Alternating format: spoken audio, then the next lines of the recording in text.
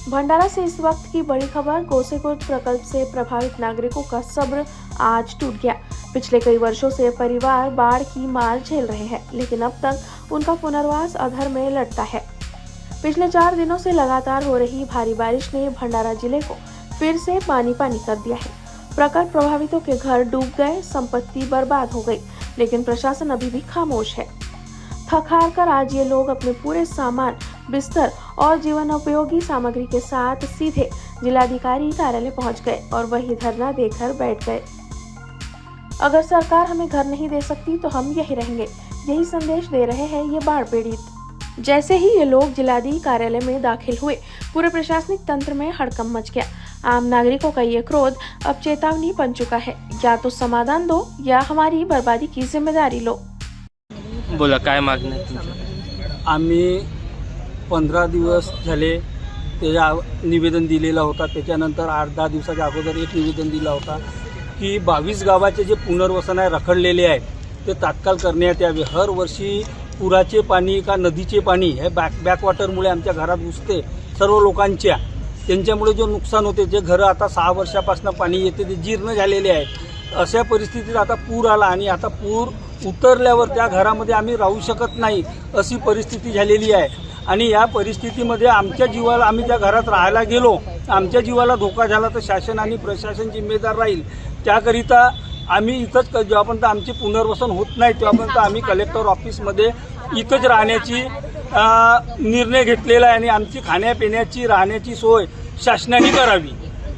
बोला, मी शासनास अशी नम्र विनंती करते आणि प्रशासनासही अशी नम्र विनंती करते की आम्ही गेल्या पुष्कळ वर्षापासून वडिलांपासून हा पुनर्वसन चालत आलेला आहे। पुनर्वसन करता करता आता आई वडीलही गड्ड्यामध्ये गेले। शेवटी आमची वय अर्ध्या ह्याच्यामध्ये आलो आहोत। आमच्या पुनर्वसनाचं काही ठिकाणच नाहीये, तर आम्हाला शासनाला म्हणा, जिल्हाधिकारी कोणत्या नम्र विनंती करतो की आमचं पुनर्वसन होईल किंवा नाही होईल, आणि झाला म्हणतात तर त्या झाला किंवा नाही झाला याचा पण आम्हाला माहिती द्यावी। आणि दुसरी गोष्ट, आमच्या घरामध्ये आम्ही खरंच विनंती त्या शासनाला आणि प्रशासनाला अशी विनंती करते की त्यांनी एकदा तरी आमच्या गावामध्ये, आमच्या घरामध्ये येऊन पाहावा, आमच्या घराची, आमच्या गावातली, आमच्या लोकांची काय अवस्था आहे। तर आम्हाला सकाळचा दिवस जेव्हा आम्ही रात्री झोपतो ना, तो दिवस सुद्धा आम्हाला सकाळ निघेल आणि तो दिवस दिसेल का या भीतीने आम्ही त्या घरामध्ये राहतो आणि झोपत आहोत। फक्त एवढीच विनंती आहे। शासनाने खूपदा विनंती केली, खूपदा निवेदन दिले, खूप पत्र दिले, आंदोलन केल्या, खूप काही झालं आहे। आता शासनालाही माहित आहे, प्रशासनालाही माहित आहे, तरी आम्हाला आता शेवटी आम्हाला जिल्हाधिकारी साहेबांच्या ह्या अंगणामध्ये येऊन बसून आपली कंडिशन दाखवा लागत आहे।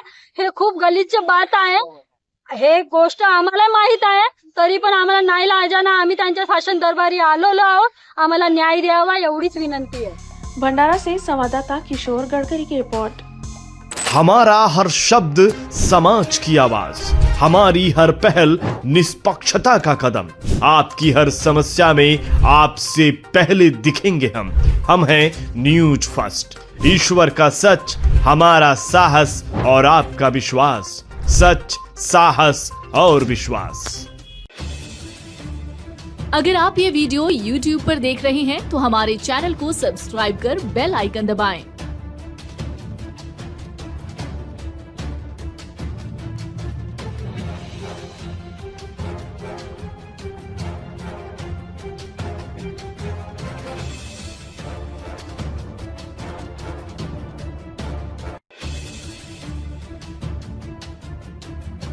और Facebook पर देख रहे हैं तो हमारे पेज को लाइक करें।